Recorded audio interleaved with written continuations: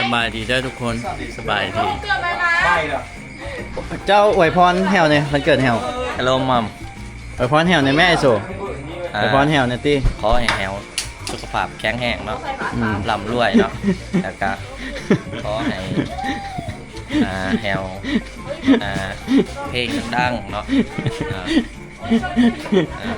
ไอ้ก็ขอให้ไอโซไปฮู้จักแหวได้จังได๋ ไอ้รู้จักแฮววะ เรากันตี้ประวัติ มือนั้นไอ้ขี่รถไปแล้วไอ้รถล้ม โอ้รถล้ม แมน ก็เลยฮู้จัก แฮวก็เลยมาช่วย อ่า แมน มาช่ ช่ ว วย ยเราก็เลยมักแฮวตอนนั้น โอ้ แมน ไปเรื่อยเลยมื้อนี้มันเกิดแหวเนาะมา จักสอง มันเกิดแหวเด้มื้อนี้ก็กิน and happy birthday to me มื้อนี้ไอโซบ่ถูกเลขก็เลยว่าความมีเอา เอาอย่า ภาษากรหลายภาษากรหลายเด้ ตำทะเล ไปเอาแหวกระทายเนาะเบิ่งเมนูกับความมีกับใส่กุ้งนี่แหละใส่คณะเอาบ่ถึกเลขเนาะก็กินตามงบเด้ โอ้แต่ขนาดมาซื้อเองนั่งเบิร์ดเป็นล้านป้ายกับ2ล้านนั่นเบียร์ทั้งนั้น รวมรวมบอกรวมเบียร์เนาะนี่คณะขั่วใส่กุ้งคึกคักทุกคนหลายคนเนาะคึกคักแฮงแต่คนมามื้อนี้พี่นับทุกคนเด้อฟิวกับอันลูกน้องไอโซ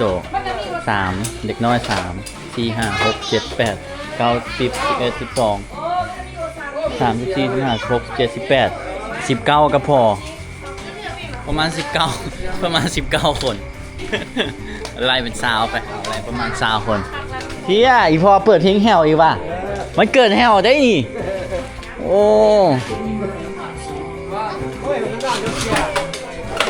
นี่อีพอเปิดเพลงแฮวนะ ไฟแตก อันด้ากับมานิต้าไปใส่ ต่อไป นิต้าไปใส่ปากซองเค้กกับซื้อพิษเนาะแฮว VVK เฮ็ดเป็น VKK ท่านบังกะลีแม่อยู่ อาหารเนาะนี่ก็มีใส่กุ้ง ไฮตู้ โอ้ เดี๋ยวบริกินใครในทำนุกมันนะครับเกา ใครเมื่อกี้นี่ไอ้นกถึงไทยนะนี่ ชมแข็ง มีหลายห่อด้วยนี่ ชมเจ โอ้เป็นแต่แซ่บเลย แซ่บมันเป็นแซ่บเลยแซ่บเลย เพราะว่าปกติแฮวมากินมีเด้ไอโซก็เลยว่าโอเคมันเกิดน้องก็เลยกลัวขอมีให้ เราบ่ถือให้อยู่ร้านอาหารอยู่ เราบ่ถือเลข คิดแท้แล้ว คิดแท้บ่ถึงเลย ทอดปะ ว่ายืมน้ำกบมาเฮ็ดให้น้องแซ่บๆดีอยู่แต่กบบ่ให้เลยระยะมันเอาจืนไปซื้อ ยืมอย่างอีก เมียนโตเฮานะครับ อ๋อดีจังไป ชูยู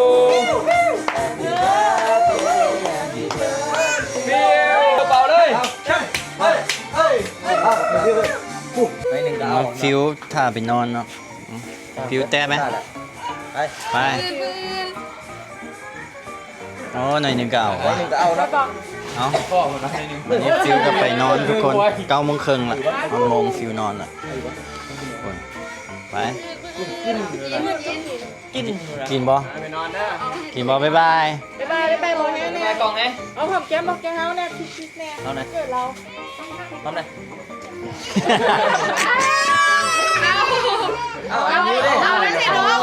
มือน้องตัวหลิน อันนี้ก็จะเอา ได้ให้หลาน เด็กน้อยสองคนเนาะ นี่มีเอานี่บอก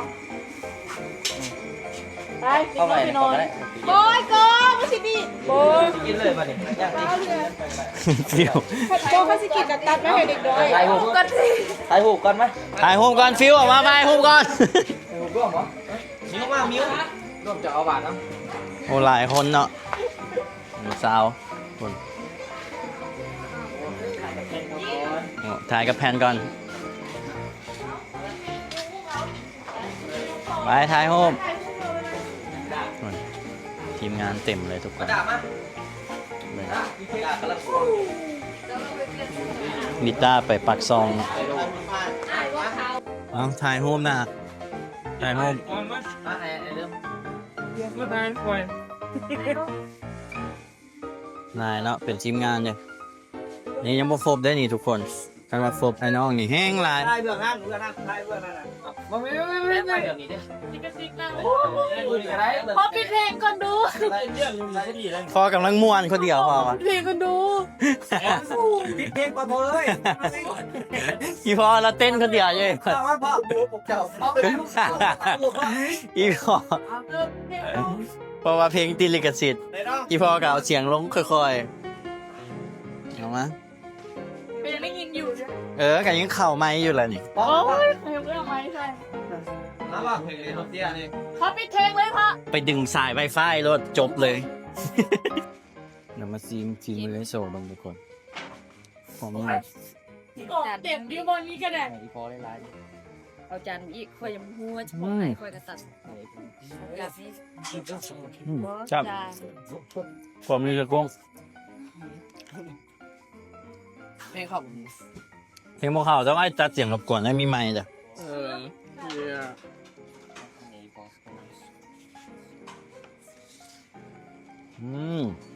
เราแบบอันนี้แบงเป็นคนออกตลาด โอ้บอกแบงค์ตลาด ก็เลยเฮ็ดชื่อเห็นแฮว VKK โอ้ แฮว VKK ว่ะ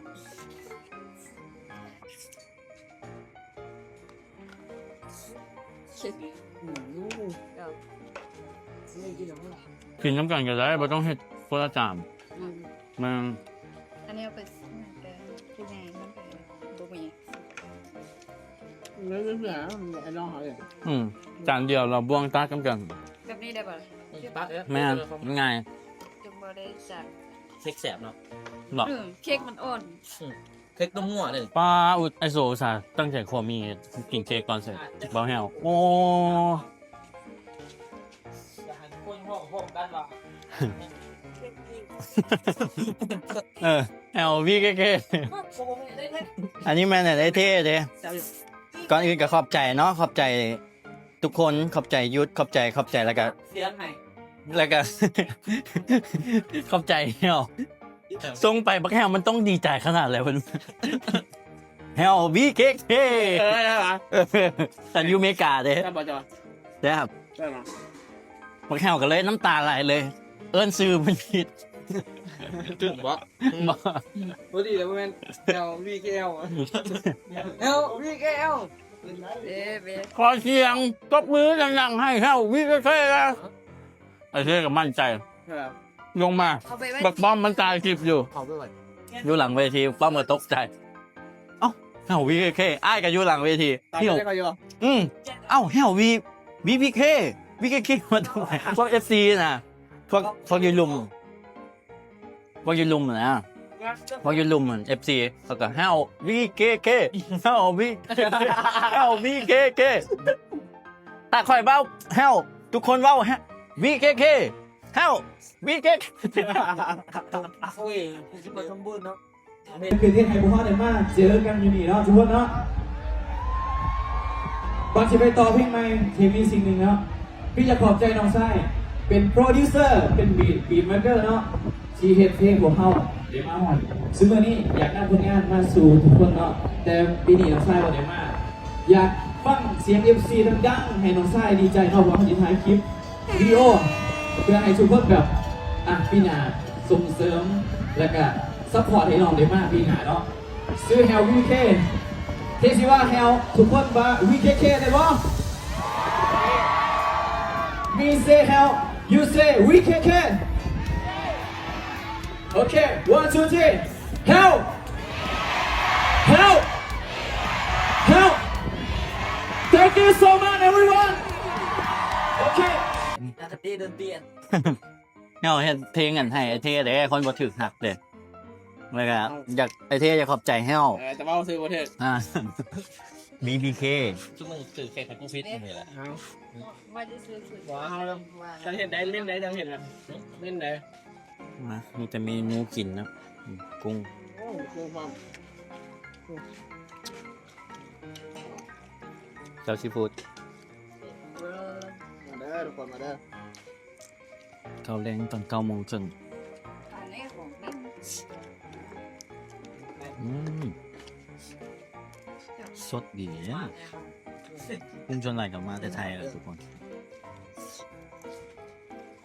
ได้เหมือนนี้สวย ใช่เลย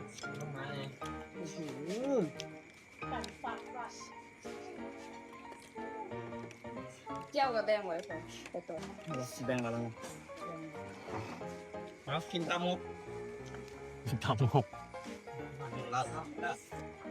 มือถึกเลขเนาะ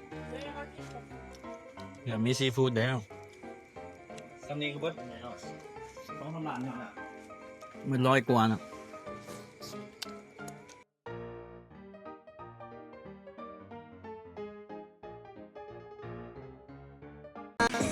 อันนี้เนาะคือเพลงที่เปิดอยู่นี่ก็คือแฮวเป็นคนแต่งเนาะพ่อแม่ถามหา แต่ตอนฟุกตอนเลยตอนไหน ตอนขึ้นต้นตอนอย่างพ่อแม่อ้ายอันนี้หก พ่อแม่บอกคนลิขสิทธิ์ได้ แล้วลิขสิทธิ์ข่อยก็ซับ5 วินี่ท่อนนี้แฮวเป็นคนแต่งเนาะ ตอนนี้แหละ พ่อแม่อ้ายมอง ว่าเบิร์ด ไงนะเด่นลูกให้บ่แล้วข่อยก็นั่นเนาะข่อยเว้าเสียงข่อยกับมิดเอาหยุดนั่นแล้วก็ไปต่ออันนี้แฮวเป็นคนแต่งพอละ5 วิ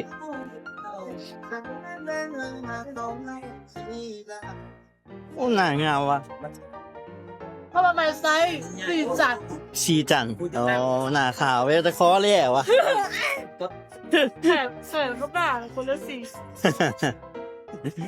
เอ้าไอ้น้องกับมาหลายคนแล้วทุกคนเพลงลิขสิทธิ์เนาะก็ต้องลบลิขสิทธิ์แต่เสียงมันอาจจะบ่ชัดเนาะกินข้าวแล้วแล้วก็พากันชิวๆคนเล่นเกมอีหยังเนาะกินเบียร์พี่เต็มเลยกินคนละแจกคนละมุมอันนั้นมันช็อกเกอร์เลยช็อกเกอร์ไทม์อันนี้บ่มีลิขสิทธิ์ที่เพลงนี่บ่ หากว่าเธอ ผ่านว่าพอดีพ่อแบบนั้น Happy birthday เด้อแฮวเด้อดูดีมีแฮงเอ้าฮะอยากได้หยัง จะแต่ตอนนี้วะ บ่คันมีคอนได้ขอหนึ่งสมมุติว่าวันเกิดเป็นจริงสิ อยากได้กล่อง ได้กล้อง ใจอายด้วย กล้องหยัง คาเมล่าเอ็กชันดีเจชันโฮ กล้องแบบไอ้ของไอ้แอคชั่น5 ห้อยกบหาอยากได้ฮก อยากได้6เนาะ แมน อันนี้ไอ้สิเฮ็ดให้พรเป็นจริงเนาะมีแต่ว่าตั้งใจเฮ็ดคลิปเด้อเฮ็ดคลิป อ๋อ เฮ็ดคลิป อ๋อซื้อเอง เฮ็ดคลิปเลย ได้เงินหลายๆจะไปซื้อเอง ประมาณน่าจะประมาณ$600เนาะ อยากอัปเกรดของเนาะเพราะว่า อ่า ให้ทุกคนเบิ่งภาพมันคนเพราะว่า FC เฮาเบิ่งอยู่หลังบ้านน่ะ อืม เขาใส่ใจเด้ อืม เพราะว่าหลังบ้านเนี่ย FC เขาเบิ่งโทรทัศน์หลาย แม่ เขา น ก็อยากถ่ายให้มันสัตว์มันงาม ขนาดว่า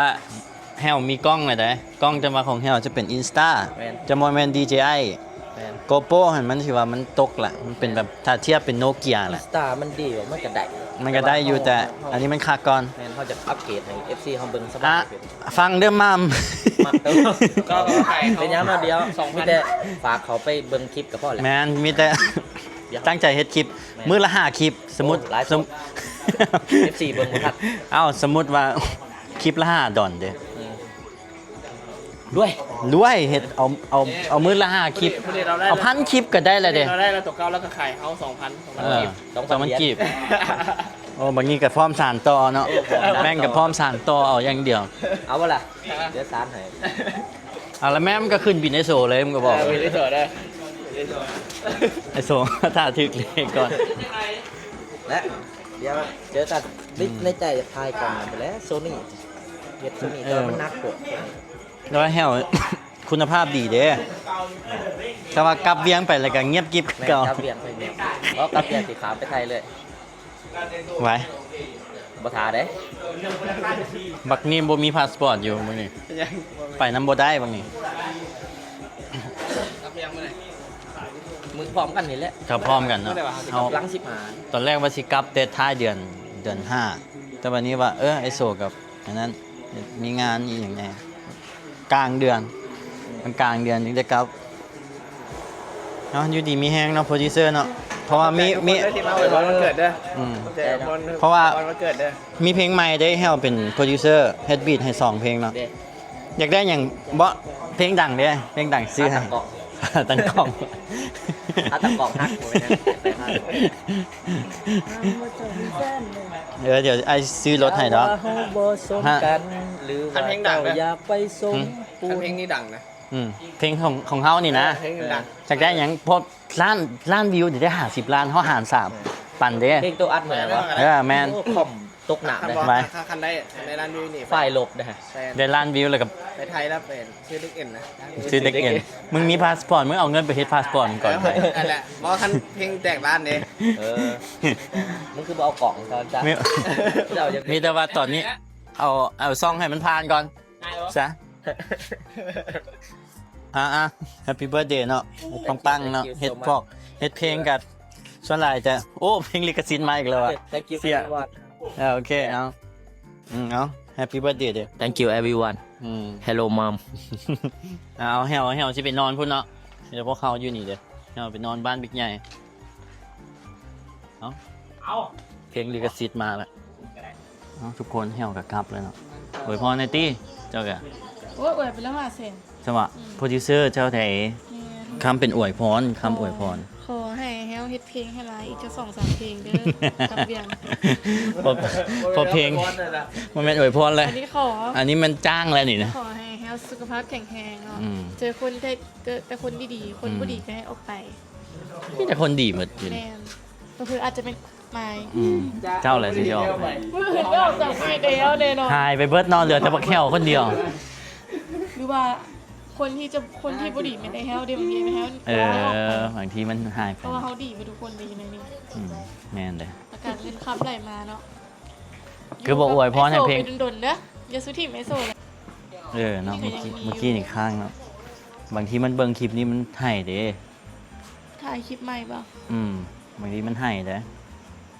ไอแฮวให้ มันเองว่าสิออกไปจากไอโซถามมันไอโซบ่ฟังความมัน โอ้โห มาคอยสิหนีไป มีแต่ว่าคอยสิหนีไปอยู่เวียด โอ้ยโดยคอยกลับเด้อเอาลงว่าเราสิบุกไปเลยเด้เราสิไปอยู่ไทยละ แมนเอาบ๊ายบายทุกคน มีแต่อวยพรให้แฮวอยู่ดีมีแฮงเนาะเฮ็ดเพลงให้ดังๆให้เนาะเพลงตัวเองก็ดังพอปั้นคนอื่นมาดังหลายเพลงเลยเด้แต่เพลงตัวเองปั้นบิ๊กป้อมปั้นนัดดาวปั้นไอ้แบบแฮวมีส่วนที่ว่าเฮ็ดให้เพลงทีมงานดังแฮวเป็นส่วนสำคัญหลายในการเฮ็ดบีทบ่ว่าไอ้เทยุทธแต่ละเพลงของแมนบีทแบนด์สิก็มีส่วนหนึ่งเด้มันเฮ็ดบีทเด้ก็มีมันเก่งเอาแฮวเบิ่งนี่ก็ แล้วว่าเบิ่งดอกเนาะ เบิ่งเพราะอ้ายสิบอกมันเบิ่ง ขอให้มันหวานเนาะ เอาให้เพลงตัวเองดังน้ำเนาะแล้วก็เพลงพวกอ้ายดังน้ำเอาจะไปเอา50 ล้านน้ำกัน สาธุ หาร3เนาะพวกค่อยเนาะ สาธุ ไปเอาแคมเปญเด้50 ล้านแบบหยุดเลย คนก็ได้ ตอนแรก หึ มาเพลงตอนนั้นตอนแรกไอ้ตัวมาถึงเจ้าห้องน้ อืม ำอ้าวนี่แสดงยิ่งละย่านในหาดซีเหมือน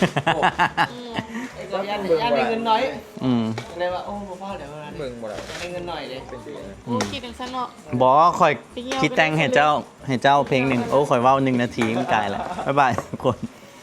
บ๊ายบายเจอกันคลิปหน้าเอาแคปก่อน